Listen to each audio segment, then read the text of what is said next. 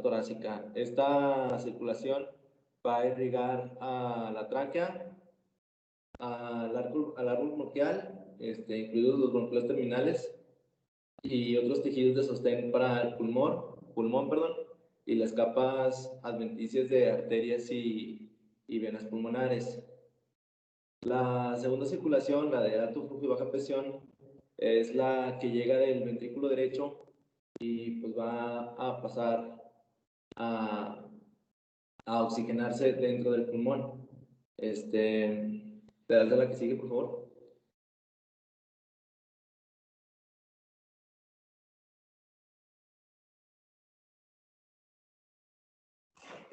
Para los vasos pulmonares, bueno, se describe primeramente la arteria pulmonar, que antes de dividirse pues, tiene una longitud de 5 centímetros, donde todavía bueno, va saliendo del ventrículo derecho.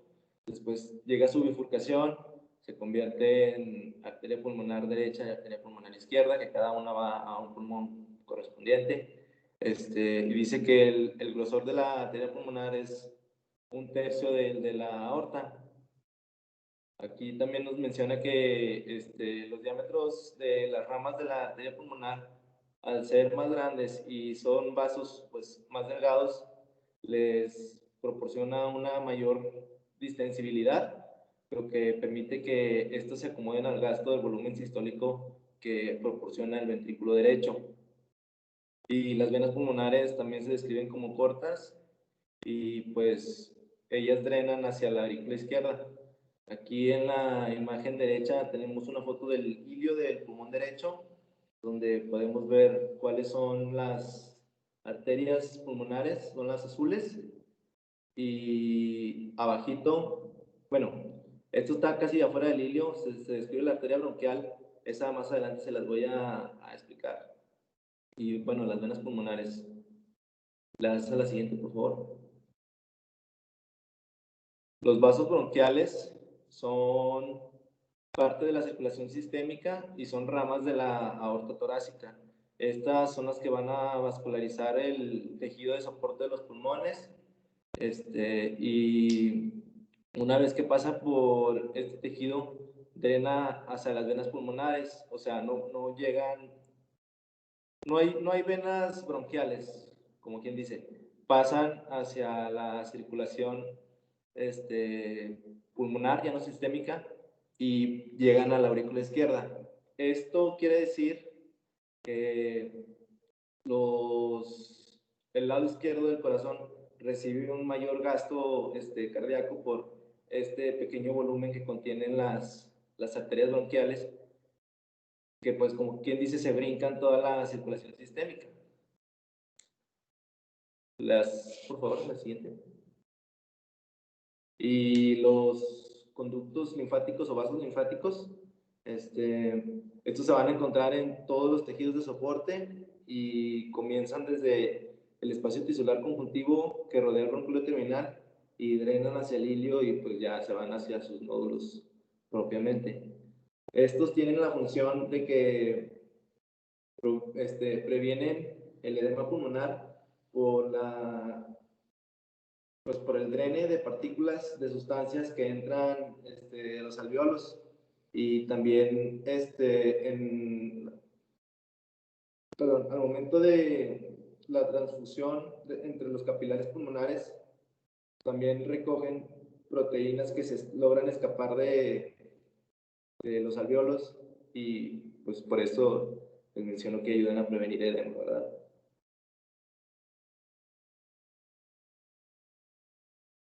Para la curva para las presiones en el sistema pulmonar, vamos a comenzar desde el ventrículo derecho. Pues vamos a recordar aquí a la presión venosa central. Recordemos que esta pues es muy baja y se mide a través de un catéter. Entonces, la ventricular derecha pues tiene que ser un poquito más alta, pero tampoco es muy alta como la presión aórtica que vemos aquí en comparación. En esta imagen, la de la izquierda, ahorita la que estamos viendo es la línea negra. Esta es la curva de presión ventricular derecha. Vemos que su nivel, bueno, su presión en sístole es de 25 milímetros de mercurio aproximadamente, y en diástole baja hasta 0 o 1. Vemos que tiene un pequeño cortito antes de la carga de la sístole, de 0 a 1 aproximadamente milímetros de mercurio. La arteria pulmonar va a igualar en la sístole a la presión del ventrículo derecho. Entonces, por eso vemos que en la imagen, en la gráfica, pues las líneas hacen la misma figura, a excepción de que cuando la válvula se cierra, la curva ventricular pues baja hasta 0, mientras que la de la arteria pulmonar pues también baja, pero no tan súbitamente como lo hace esta, como lo hace la ventricular, y pues llega hasta un volumen, digo, hasta una presión mínima de 8 milímetros de mercurio. En la segunda imagen vemos como unas pulsaciones de la arteria pulmonar nos indica cuál puede ser la presión pulmonar, la presión arterial pulmonar media, que es aproximadamente 15 milímetros de mercurio.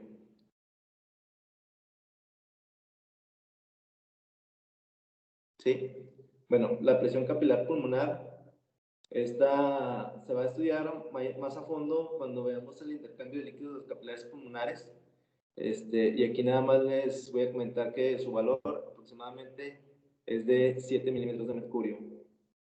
Y en la aurícula izquierda se tiene un valor de, bueno, tanto en la aurícula izquierda como en las venas pulmonares son de en promedio 2 milímetros de mercurio con un límite inferior de 1 hasta superior de 5 milímetros de mercurio. Aquí en esta parte, pues, la presión en la aurícula izquierda no se puede tomar de la misma manera que en la aurícula derecha. En la aurícula derecha usamos pues un catéter, y aquí en esta parte, bueno, se mide por este proceso que se llama un enclavamiento pulmonar, y la presión se llama presión de enclavamiento pulmonar. Con esto podemos estimar la presión en la aurícula izquierda. Este proceso consiste en introducir un catéter primero en el corazón derecho, por aurícula izquierda, ventrículo derecho, arteria pulmonar, y después vamos a pasar a una rama de arteria pulmonar hasta llegar al catéter a una rama pequeña. Ahí se va a enclavar el catéter, y pues la presión que nos da de valor más o menos es de 5 milímetros de mercurio. A esto hay que disminuirle 2 o 3 milímetros de mercurio para estimar la presión en la aurícula izquierda. Y cuando la presión aumenta en la aurícula izquierda, también la presión lo hace la presión de enclavamiento pulmonar. Entonces, este método pues es muy útil, ¿no? Cuando requerimos saber la presión de la aurícula izquierda. Y adelante. Sí.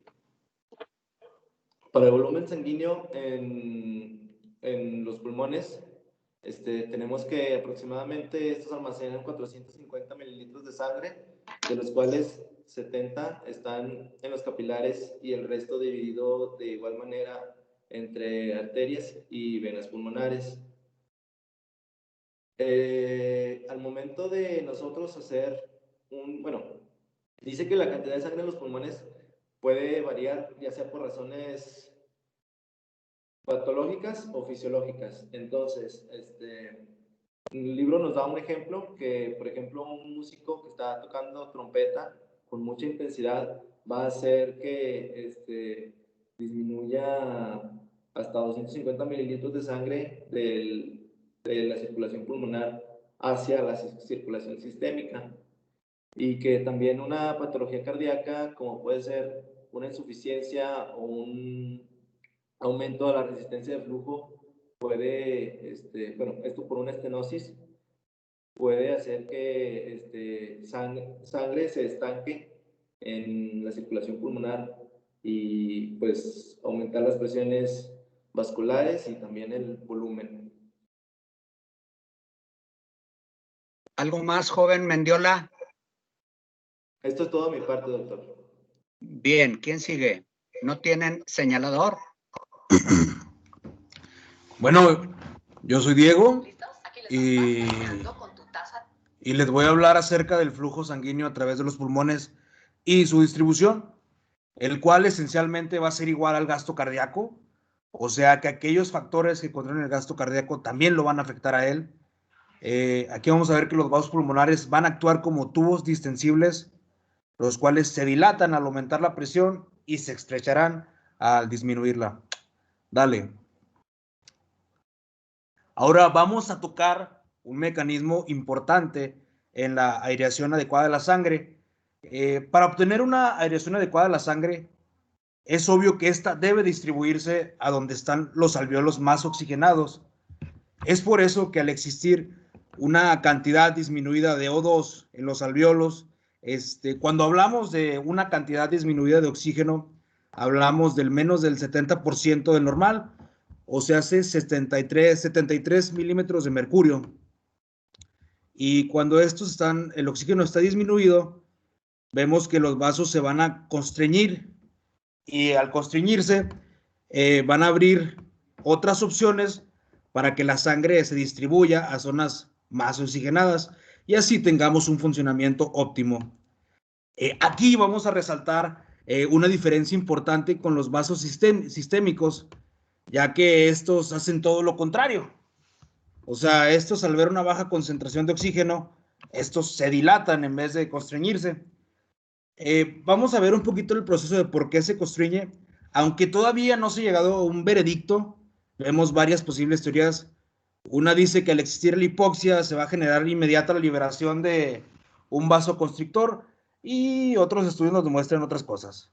Dale. Aquí podemos ver el mecanismo. La vasoconstricción se va a dar. Ahí vemos que hay una hipoxia. Esta va a inducir a la vasoconstricción y se va a dar por una inhibición de canales iónicos de potasio sensibles al O2. Estos se van a bloquear, van a despolarizar la membrana celular, lo que va a activar canales de calcio, lo que por lo tanto va a producir que entre el calcio y van a construir las arterias y las arteriolas. Dale. Bueno, vamos a hablar de los efectos de los gradientes de presión hidrostática de los pulmones sobre el flujo sanguíneo pulmonar. Antes de hablar de esto, tenemos que recordar que la presión arterial en el pie de una persona que está de pie, que está parada, puede ser hasta 90 milímetros de mercurio mayor que la presión a nivel del corazón. Y esta diferencia es producida por la presión hidrostática. O se hace el peso de la sangre, así lo dice con estas palabras el libro, en los vasos sanguíneos. Ahora hablaremos un poquito de este efecto, pero dentro del pulmón, el cual lo vamos a dividir en tres el pulmón. Vemos que la diferencia entre el punto más alto del pulmón y el más bajo está dado por 30 centímetros. Y la diferencia de presión entre estos es de 23 milímetros de mercurio. Y la zona media la vamos a tomar a la altura del corazón. Y la diferencia entre la zona media y el punto más alto es que la zona media es 8 milímetros de mercurio, tiene más presión. Y entre el punto más alto y el punto más bajo es que el punto más alto va a tener menos 15 milímetros de mercurio. Y ahora vamos a pensar, ¿de qué nos sirve sabernos las presiones en las diferentes zonas del pulmón? Pero son importantes, ya que estas van a tener efectos sobre el flujo sanguíneo. Y ese efecto lo vamos a ver como una curva, como lo vemos ahí en la imagen. Esta nos va a mostrar las zonas, lo podemos dividir en superior, medio e inferior. Y se va a distribuir el flujo por unidad de tejido pulmonar. Lo que podemos destacar es que la mayor parte del flujo se va hacia la parte inferior, ya que es casi 5 veces más que el flujo que la parte superior. Dale. Ahora vamos a hablar de la zona 1, de la zona 1, 2 y 3 del flujo sanguíneo pulmonar. Vamos a ver que los capilares de las paredes alveolares están distendidos por la presión que hay en su interior, pero simultáneamente están comprimidos por la presión del aire alveolar. Por tanto, siempre que la presión del aire alveolar pulmonar sea mayor que la presión de la sangre capilar, los capilares se van a cerrar y por lo tanto no habrá flujo sanguíneo. Y en situaciones anormales puede que haya flujo sanguíneo donde no hay. Por ejemplo, en la zona 1, que vemos que hay una ausencia de flujo durante todas las porciones del ciclo cardíaco y que por lo tanto la presión capilar nunca aumenta por encima de la presión del aire alveolar. La zona 2, que vemos que se hace intermitentemente, solo durante los picos de presión de la arteria pulmonar, ya que esta se vuelve mayor a la presión del área alveolar. Y la zona 3, donde es un flujo continuo, o sea, siempre hay un flujo, ya que su presión capilar es mayor que la presión del aire alveolar. Aquí, todo esto es cuando está de pie, pero al estar acostado la persona, pues no va a haber ninguna diferencia de presión, porque pues todo se va a encontrar a la misma altura y todo va a ser lo mismo.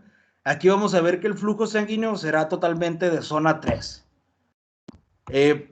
Como les mencionaba, al existir un flujo sanguíneo en la zona 1, que es donde pues no hay, se va a producir en situaciones anormales, como que hay una presión arterial sistólica pulmonar cuando es muy baja, o si la presión alveolar es muy elevada.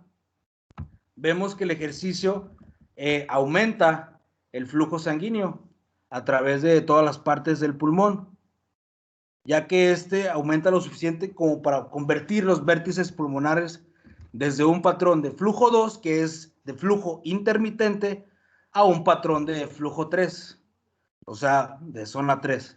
Y eso sería todo de mi parte. Gracias, Diego. Gracias, Diego. Adelante. ¿No me escuchó? Sí. Ahora continúa Edna. Y Diego ya nos habló sobre el flujo sanguíneo normal, pero cuando el flujo sanguíneo durante el ejercicio va a aumentar la presión en todas las partes del pulmón. Esto debido, como ya nos explicó, a las presiones vasculares que van a convertir la parte superior de los pulmones de un flujo de zona 2 a zona 3, y estas van a estar aumentadas. Este aumento puede ser entre 4 y 7 veces mayor al flujo sanguíneo normal, por lo que son necesarias algunas modificaciones para adecuarse a esta nueva distribución. La primera va a ser aumentando el número de capilares abiertos de 2 a 3 veces mayor, la cantidad que normalmente están pues abiertos. La segunda es distendiendo todos los capilares y aumentando la velocidad de flujo a través de cada capilar a más del doble. Y la tercera es aumentando la presión arterial pulmonar. Aunque normalmente las dos primeras medidas son suficientes para reducir la resistencia vascular, y debido a esto la presión arterial pulmonar va a aumentar muy poco. Y como observamos aquí en la gráfica, vamos a ver que el aumento del gasto cardíaco va a ser mucho mayor que el valor de la presión arterial pulmonar media, donde la curva es ascendente, pero va a ascender muy lentamente con respecto al gasto. Bueno, y también esto permite conservar energía del lado derecho del corazón para continuar bombeando la sangre a los pulmones y evitar el aumento de la presión capilar pulmonar y evitar también un posible edema.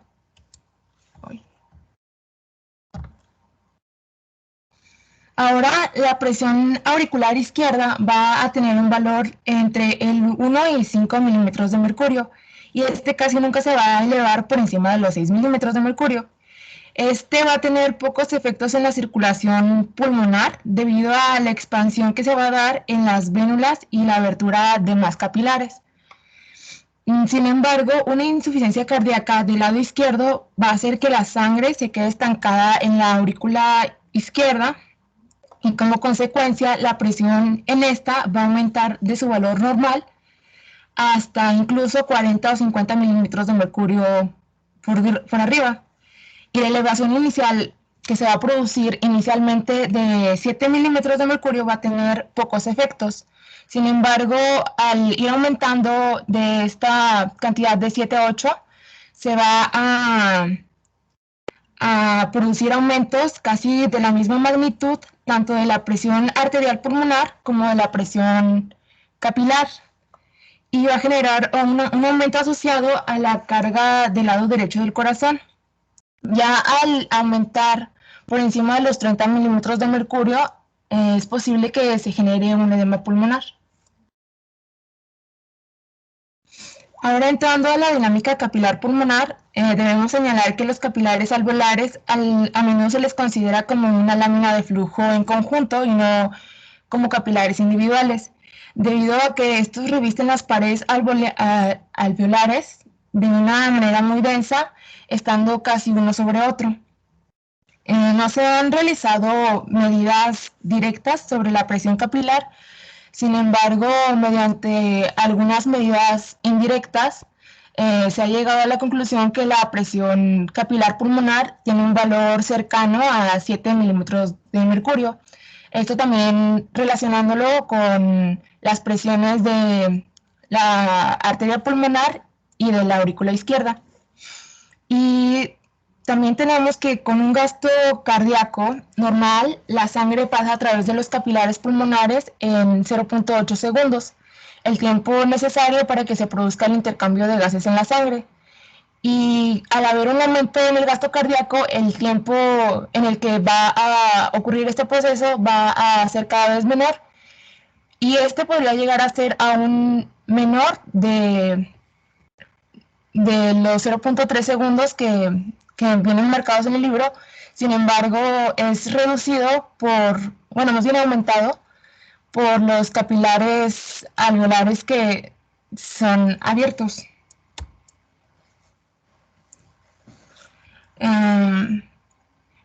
También tenemos que la dinámica en el intercambio de líquido en los pulmones y del líquido intersticial pulmonar va a ser bastante similar en cuanto cualitativamente con los tejidos periféricos. Sin embargo, va a tener diversas variaciones cuantitativas. La primera va a ser que la presión capilar pulmonar es más baja, de aproximadamente 7 milímetros de mercurio, en comparación con 17 milímetros de mercurio en otros tejidos periféricos.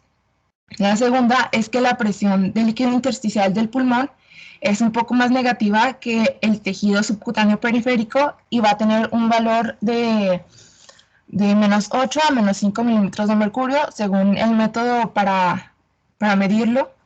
Y la tercera es que la presión coloidosmótica del líquido intersticial pulmonar va a ser más elevada, casi al doble que en otros tejidos periféricos, con un valor aproximado de 14 milímetros de mercurio. Y por último, que las paredes alveolares van a ser delgadas y su epitelio débil, por lo que tiende a romperse si su presión es mayor a la del aire alveolar. Y bueno, aquí tenemos una imagen donde podemos comparar, podemos apreciar el capilar, el alveolo y un capilar linfático que va a drenar el espacio intersticial que hay entre estos. Y para calcular pues las fuerzas que intervienen en ella, vamos a primero hacer una sumatoria de las fuerzas que tienden a producir la salida de líquido del capilar hacia el intersticio pulmonar. Estas van a ser primeramente la presión capilar, que va a ser de 7 milímetros de mercurio, después la presión coloidosmótica del líquido intersticial de 14 y la presión negativa del líquido intersticial de 8, que nos van a dar una fuerza total de salida de 29. A esto le vamos a restar las fuerzas que van a producir una absorción de líquido hacia los capilares. Y esta es únicamente la presión coloidosmótica que se ejerce del plasma, que es de 28, dando una fuerza total de entrada de 28 también. Entonces, haciendo la resta, va a haber una filtración media de 1 positivo.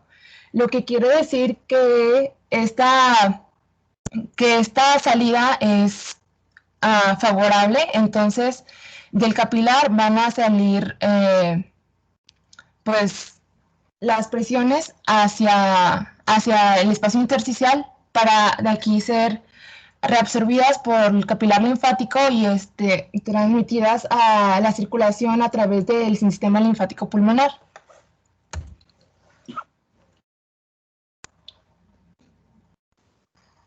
Bueno, ahora yo soy Jocelyn González y voy a pues terminar con el tema.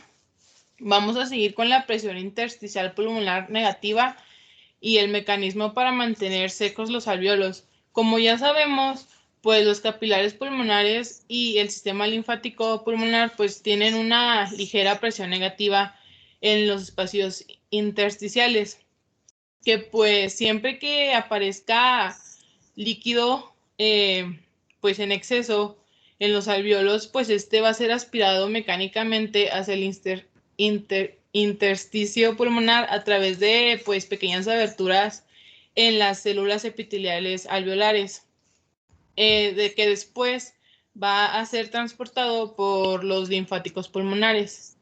Así que en condiciones normales los alvéolos se van a mantener, por así decirlo, secos, a excepción de una pequeña cantidad de líquido que se va a filtrar desde el epitelio hasta las superficies de revestimiento de los alvéolos, pues para mantenerlos húmedos. ¿Le das, porfa? Ahora, vamos a continuar con el edema pulmonar. Pues el edema pulmonar es una acumulación anormal de líquido en los pulmones que va a llevar a que se presente una dificultad respiratoria.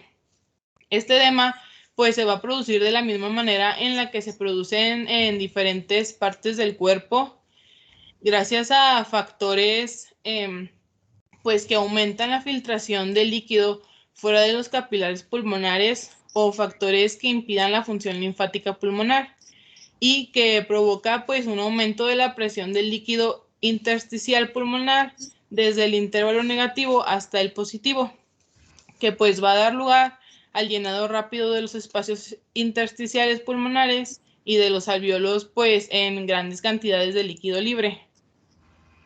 Para el edema pulmonar tenemos pues dos causas más frecuentes, que la primera pues son enfermedades cardíacas como una insuficiencia cardíaca izquierda o una valvulopatía mitral, que pues en consecuencia se van a obtener grandes aumentos de la presión venosa pulmonar y de la presión capilar pulmonar, además del encharcamiento de los espacios intersticiales y de los alvéolos. Y la segunda pues causa va a ser gracias a lesiones de las membranas de los capilares sanguíneos pulmonares, que pues estas son producidas por infecciones como neumonía o por la inhalación de sustancias tóxicas como cloro, que pues va a dar lugar a una fuga rápida tanto de proteínas plasmáticas como de líquido desde los capilares hacia los espacios intersticiales pulmonares y los alvéolos. Como pues podemos observar en la imagen, los pulmones que se encuentran a la derecha, en los alvéolos pues se muestra el líquido. ¿Le das, porfa?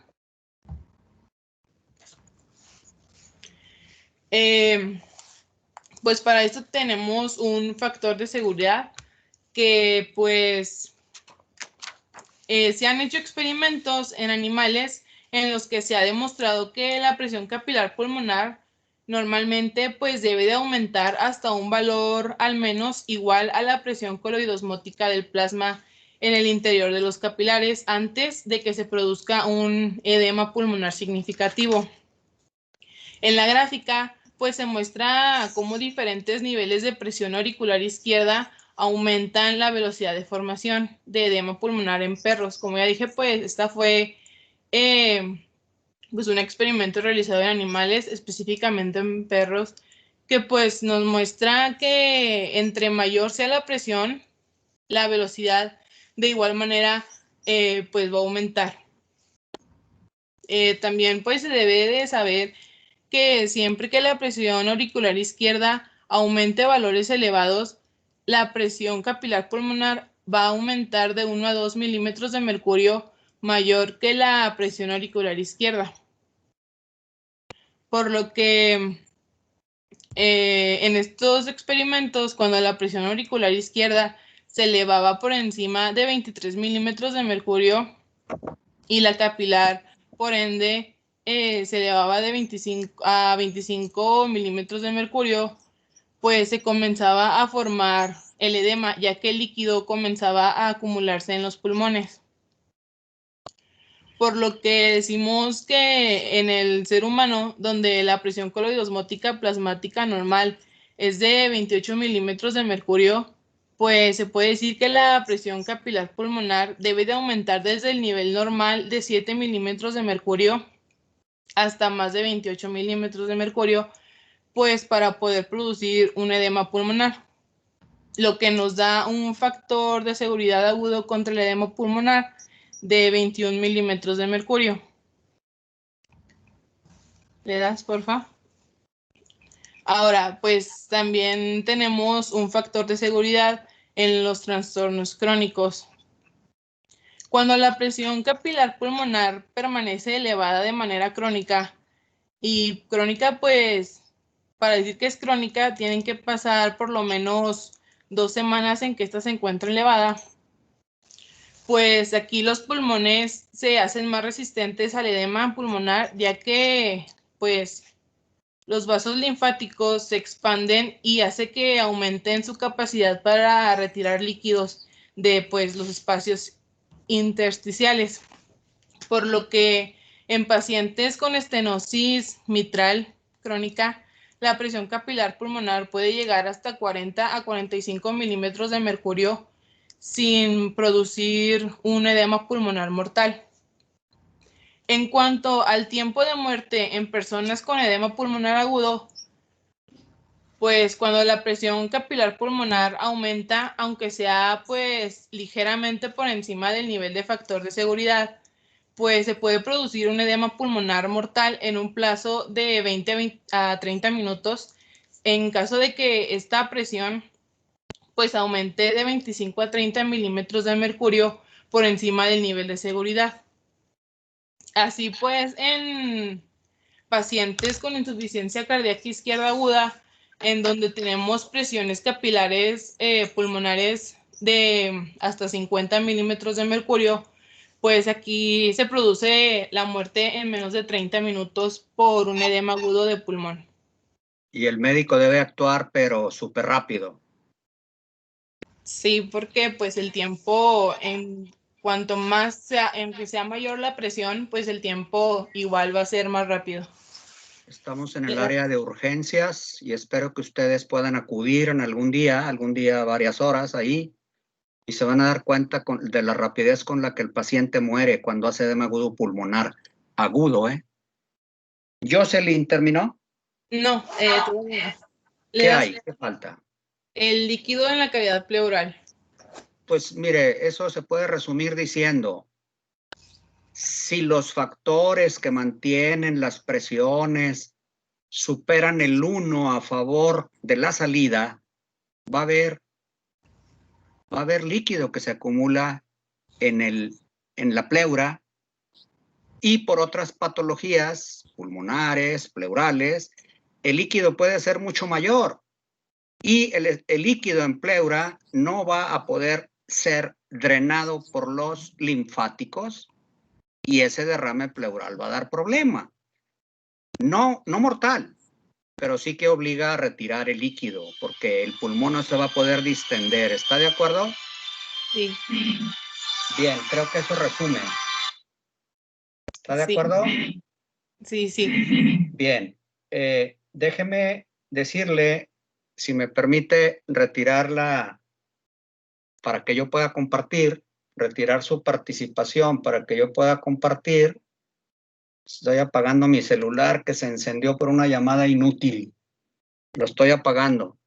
Si se retiran, yo voy dando tiempo para decir varias cosas del equipo y luego paso a una sesión muy breve de preguntas.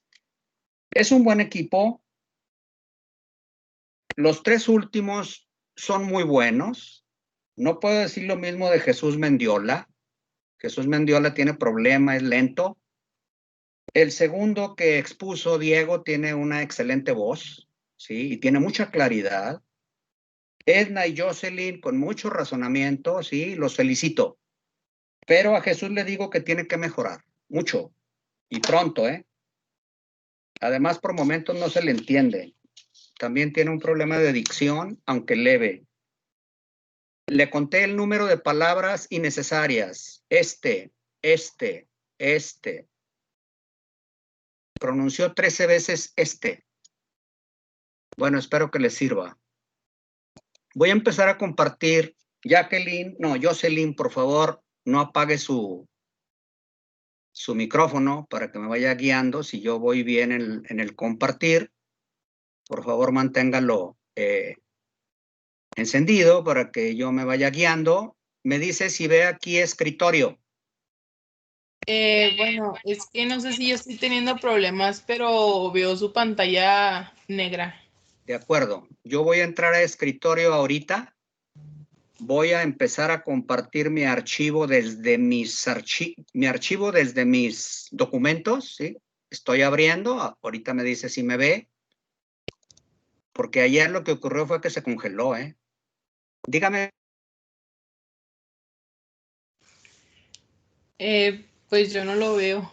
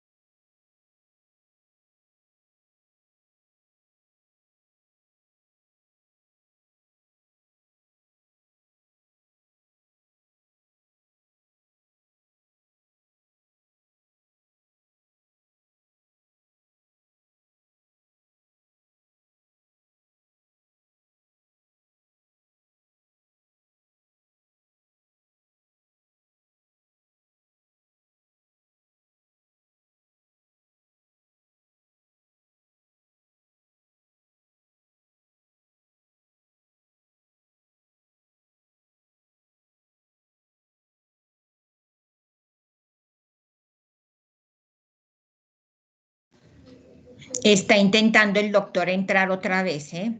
No sé, no nos desesperemos, ahí viene ahorita.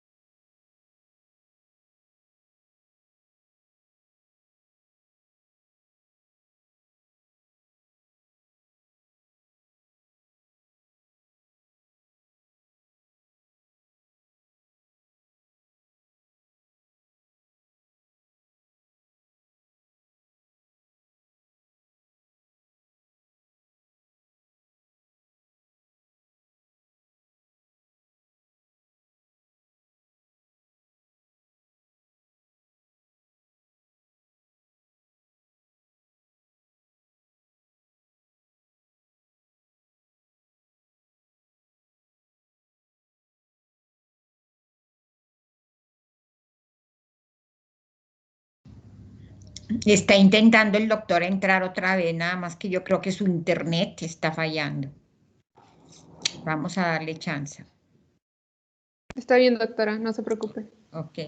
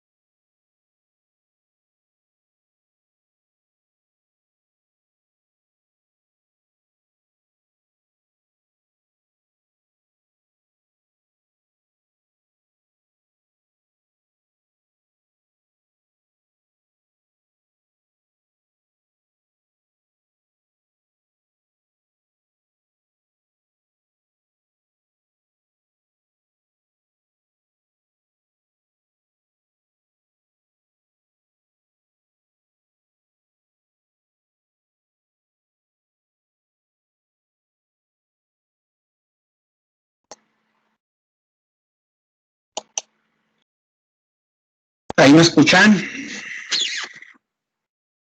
Sí, doctor. Pues está visto que por esa vía voy a seguir teniendo problemas. Ayer estuve con la ingeniera, con mi máquina, y pues no se ha resuelto. Déjeme compartir por otra vía, por la que siempre he compartido y que me parece más segura y que, aunque no me permite usar el cursor, pues me da a entender. Me avisa Jocelyn cuando aparezca la imagen de mi PowerPoint. Sí, doctor. ¿Ahí ya ve algo? No, lo veo a usted como trabado en la pantalla. Ah, Bien, ya se está cargando. está en proceso de abrir. Ya, doctor, ya se ve. Ahí está en proceso de abrir. Usted ya ve, yo todavía no, pero no importa. Ahí viene, ya llegó. ¿De acuerdo? Sí. Bien. No hay tiempo de preguntas, así que las dejo para otro día. Ingreso a mis objetivos y a mi tema. La circulación pulmonar tiene un objetivo: llevar desde el corazón derecho hasta los capilares a la sangre para que intercambie oxígeno y dióxido de carbono. Para eso se requiere que el ventrículo y la aurícula derecha envíen un volumen. No es todo lo de la circulación pulmonar. Hay también linfáticos y sigue siendo circulación pulmonar. La dijeron muy bien, así que no me detengo en eso. La arteria pulmonar, que hay que aclarar por qué le llamamos arteria, porque histológicamente lo es. Es muy gruesa. La aurícula izquierda, cuando regresa la sangre desde el pulmón, recibe, además de la del pulmón, un 2% de sangre que viene del parénquima pulmonar, cosa de la que habló Jesús Mendiola. El parénquima pulmonar recibe sangre desde la aorta directamente. Esa es la de alto flujo. Entonces, la sangre no pasa por los alvéolos, la del parénquima, sino que regresa directamente a la aurícula izquierda sin proceso de oxigenación. Qué interesante dato. La aurícula izquierda maneja mayor volumen que la aurícula derecha.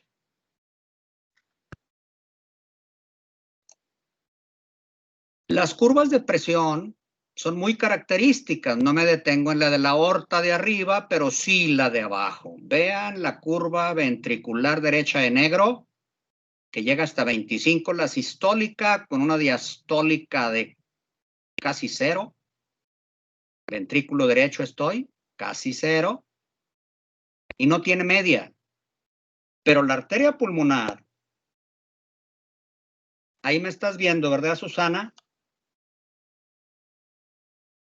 Sí, Jaime, sí, te estoy viendo. Ok, sí, es que me quedé atrasado con un mensaje.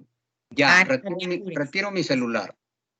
Ventrículo derecho, curva negra abajo, 25 de sistólica con una o 0 de diastólica. En negro, durante toda la diástole apenas llega 1. En rojo, la curva de la arteria pulmonar. Cuidado con estas cifras. La arteria pulmonar maneja una sistólica idéntica a la del ventrículo derecho, pero una diastólica muy diferente. 10, con una media de 15. Esto permite que la arteria pulmonar expulse y mantenga la circulación pulmonar.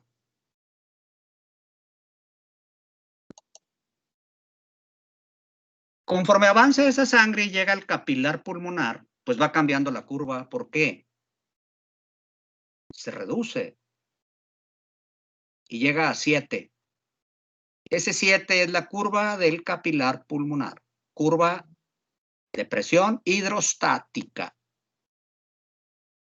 En la aurícula izquierda, conforme regresa, todavía baja más, porque la aurícula izquierda no ofrece resistencia al flujo.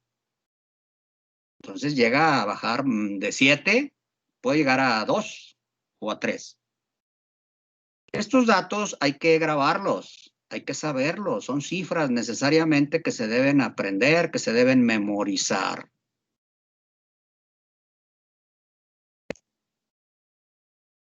El pulmón maneja algo que se llama reservorio.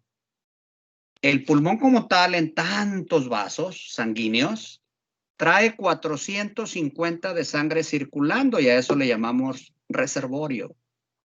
En condiciones especiales, y eso lo pongo en rojo, ese reservorio puede enviar a la sangre, en general, hasta 250, con lo que se compensa.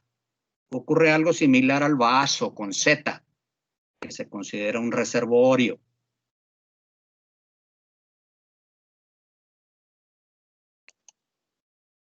Este detalle me interesa mucho porque lo explicó bien Diego y luego Edna. Me parece que no es necesario insistir mucho. Mire, la zona 1 es la de arriba en los pulmones. Hay muy poco flujo, y qué bueno, porque hay oxígeno, ahí no hay intercambio. Eso es en reposo. Qué bueno que tenemos una reserva. El tercio superior de los pulmones prácticamente no intercambia en reposo, ni parado. Pero el tercio medio tiene un volumen intermitente. Hay intercambio alveolo capilar de gases. En el tercio superior en reposo no hay ni parado. En el tercio inferior, ahora sí, en el tercio superior en reposo no hay ni parado el intercambio, pero en el tercio inferior, en la zona de intercambio es donde más flujo hay, es continuo y hay gran intercambio. Entonces llamamos zona 1, partes altas, flujos mínimos, pues ni se considera el intercambio. Pero en la zona 2, partes intermedias, flujos intermitentes, hay intercambio gaseoso. Y en la zona 3 no se diga, que es la parte baja, tercio inferior, flujo continuo, continuo intercambio. En ejercicio, en cambio, las 3 zonas trabajan. Se reduce la resistencia al flujo en el tercio superior, mejora el flujo, hagan de cuenta que haga de cuenta que hace la imagen de abajo, igual arriba, en ejercicio. Eso es muy bueno, porque podemos intercambiar oxígeno y tenemos una reserva hasta 7 veces. El flujo pulmonar aumenta hasta 7 veces, con lo que hay un gran intercambio y podemos tener disponibilidad de oxígeno de sobra si hay pulmones sanos. Los pulmones distribuyen, igual que todo el resto del cuerpo, el gasto cardíaco. Para un volumen de 70 mililitros por latido, multiplicado por la frecuencia cardíaca, nos da 4.900 de gasto pulmonar. Es el mismo que el gasto sistémico en condiciones normales. ¿Y de qué nos sirve? Pues nos sirve para que el aire que llega a los alveolos con una presión intercambie en los capilares lo que tiene que intercambiar. Con los capilares, los alveolos que intercambian, entra oxígeno y sale CO2. De eso hablaremos mañana y el lunes ampliamente. La presión media de filtración capilar que trató perfectamente Edna y Jocelyn, casi no voy a agregar nada. Lo que sí tengo que enfatizar es, hay patologías que alteran al pulmón y alteran el intercambio, y mucho, ¿eh? Estoy viendo el reloj y esto también va para el repaso del siguiente jueves, lo que no alcance hoy. En caso de enfermedades ventriculares izquierdas, es decir, insuficiencia ventricular o patología mitral, pues va a haber una repercusión hacia atrás, y hacia atrás están los capilares pulmonares. Si estos capilares llegan a 30, desde 7 milímetros la media hasta 30, ocurre salida de líquido de los capilares pulmonares al espacio intersticial generando edema pulmonar. El edema pulmonar puede ser leve todavía aquí, pero si esto sube más, el edema pulmonar inunda a los espacios intersticiales y estamos en un gran problema. Porque entonces, y no lo voy a poner en perros, lo pongo en humanos, en rojo. Las causas más comunes son insuficiencia cardíaca izquierda y estenosis o insuficiencia valvular mitral. Claro, hay más patologías a nivel alveolar, muchas. Sí, que si bacterias, que si gases inhalados, que si el pulmón de la altura cuando ando en montañas arriba de 6,000 metros de altura no se resiste, el pulmón no resiste, porque cambia todos los factores, desde la presión hidrostática hasta la coloidosmótica. Y entonces el edema agudo pulmonar se presenta y no hay forma de sacar adelante a ese paciente en el pulmón de altura. Claro, hay más factores en el pulmón de altura, pero mire, a lo que me quiero referir es al edema pulmonar agudo, que no nos da más de 30 minutos para actuar.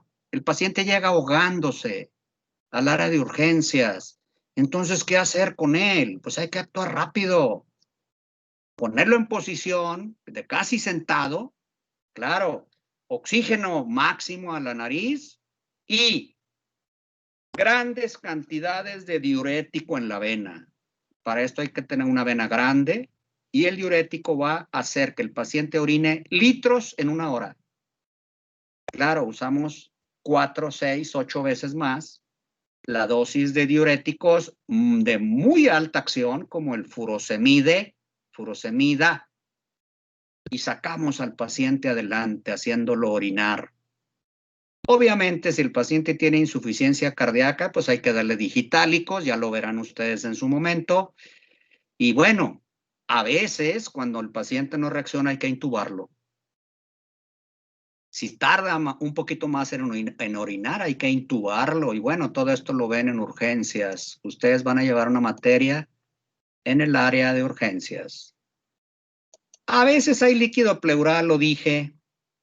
Ese líquido pleural, si es poco no pasa nada, pero si es mucho, no deja que distienda el pulmón. Por ejemplo, 50% de líquido en cada lado no deja que el pulmón distienda. Y entonces hay muchas causas de derrame pleural, así se llama el líquido en el espacio pleural. Derrame pleural. Si el derrame es de 75% a cada lado, el paciente está muy mal, porque el pulmón no distiende. Una simple radiografía y claro, la clínica manda, porque si lo ausculto no escucho ruidos respiratorios en toda la parte baja y tengo que actuar más o menos rápido, pero aquí no dando diurético, con eso no logro nada. Tengo que puncionar el tórax para sacar el líquido de cada pulmón, el líquido de cada espacio pleural. Eso es lo que se hace de una manera muy rápida para que el paciente empiece a respirar. Basta con sacarle líquido de un lado para que el paciente empiece a mejorar. Y si le sacamos líquido del otro lado, pues mejora mucho más. Y de esta forma el paciente regresa. Doy mi cierre, lo dejo para la grabación, nos queda 1 minuto y nada. Por si hubiera alguna pregunta. Voy a regresar a algunas de estas en el repaso del jueves de mañana en 8. Susana. Muy bien, Jaime. Es la 1. Si tienen alguna pregunta, lo pueden hacer ya sea por el chat o en el repaso también, ¿verdad? En el repaso también pueden aprovechar para muchas dudas. Pongan sus preguntas, escríbanlas y yo las agrego al repaso. Ok, muy bien. Exacto, si las mandan por chat se agregan. Bueno, muchas gracias, Jaime. Amigos, muchas gracias. Nos vemos mañana. Mañana. Gracias, doctor. Muchas gracias. Hasta mañana. Hasta mañana. Mañana. Bye, gracias. Adiós.